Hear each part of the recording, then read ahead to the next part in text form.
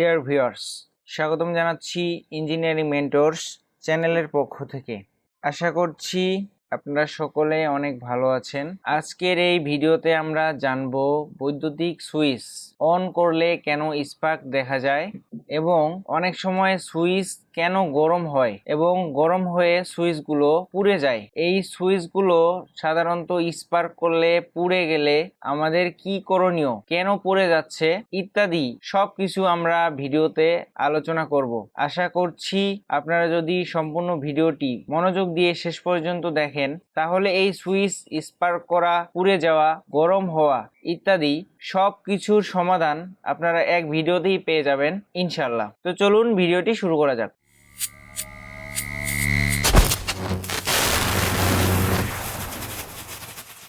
Switch on করলে সাধারণত অনেক সময় দেখি যে আমরা স্পার্ক করতেছে। এটি প্রথমত কারণ হচ্ছে যে রিস্ট্রাইকিং ভোল্টেজের কারণে। সুইচ যখন অফ অবস্থায় থাকে তখন লোডে বৈদ্যুতিক সার্কিট ওপেন অবস্থায় থাকে। যখন সুইচটি অন করা হয় 0 ভোল্টেজ থেকে যখন সার্কিট ক্লোজ অবস্থায় যায় তখন হুট করে ফুল ভোল্টেজ ড্রপ হওয়ার মতো সেই ভোল্টেজের চাপ কিছুটা স্পার্ক সৃষ্টি করতে পারে। সেই পরিমাণ ভোল্টেজের মতো স্পার্ক সৃষ্টি হলে তাকে রিস্ট্রাইকিং ভোল্টেজ বলে। এরপরে যে সমস্যাটি হয়ে থাকে কন্টাক্ট লুজ হয়ে গেলে।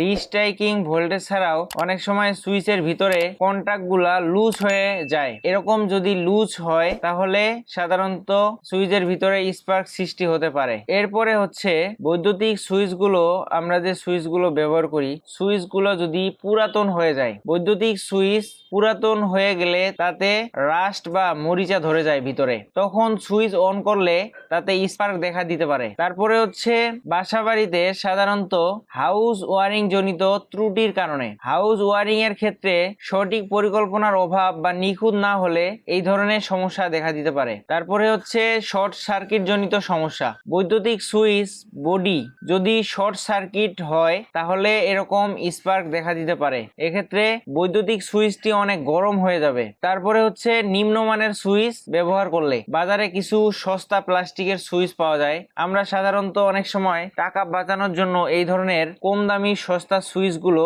কিনে থাকি। আর এরকম নিম্নমানের সুইচগুলো আমরা লাগানোর ফলে এই সুইচগুলো থেকে স্পার্ক সৃষ্টি হতে পারে। এই সুইচগুলো কিছুদিন চলার পরে এগুলা থেকে স্পার্ক সৃষ্টি হতে পারে। তাই বাসাবাড়িতে ওয়ারিং করার সময় আমরা উন্নত মানের সুইচ ব্যবহার করব, না হলে যে কোনো ধরনের বৈদ্যুতিক দুর্ঘটনা ঘটতে পারে। এই কয়েকটি সমস্যার জন্য সুইচে স্পার্ক দেখা দেয়। এক্ষেত্রে যদি স্পার্ক করে তাহলে সেক্ষেত্রে আমাদের করণীয় হচ্ছে ভালো মানের সুইচ ব্যবহার করা, হাউস ওয়ারিং এর সময় সঠিকভাবে ক্যালকুলেশন করা, সুইচ বোর্ড বসানোর সময় অবশ্যই সতর্কতা অবলম্বন করা। বৈদ্যুতিক ডিভাইসগুলো আমাদের জন্য যেমন উপকারী, ঠিক তাদের ঠিকভাবে পরিচর্যা রক্ষণাবেক্ষণ না করতে পারলে সেগুলো আমাদের জীবনের জন্য হুমকি হয়ে দাঁড়াতে পারে। তাই আমাদের অবশ্যই উচিত বাসাবাড়িতে মানসম্মত বৈদ্যুতিক যন্ত্রপাতি ব্যবহার করা এবং সেগুলোর সঠিক পরিচর্যা করা। তাহলেই আমরা অনাকাঙ্ক্ষিত দুর্ঘটনা এড়াতে সক্ষম হব। তো ডিয়ার ভিউয়ার্স, সুইচ পুড়ে গেলে সুইচের ভিতরে স্পার্ক করলে কি করণীয় এবং কেন স্পার্ক করে ইত্যাদি বিষয়গুলো আমি আপনাদেরকে বোঝানোর চেষ্টা করেছি। আশা করি আপনারা বুঝতে পেরেছেন। তো যদি ভিডিওটি ভালো লেগে থাকে একটি লাইক দিবেন এবং যদি কোনো কিছু আপনাদের জানার থাকে তাহলে কমেন্ট বক্সে জানিয়ে দিবেন। পরবর্তী ভিডিওগুলো নোটিফিকেশন আকারে পাওয়ার জন্য চ্যানেলটি সাবস্ক্রাইব করে পাশে থাকা বেল আইকনটি অল করে দিবেন। তো দেখা হবে পরবর্তী কোনো ভিডিওতে। সে পর্যন্ত ভালো থাকবেন, সুস্থ থাকবেন। আল্লাহ হাফেজ।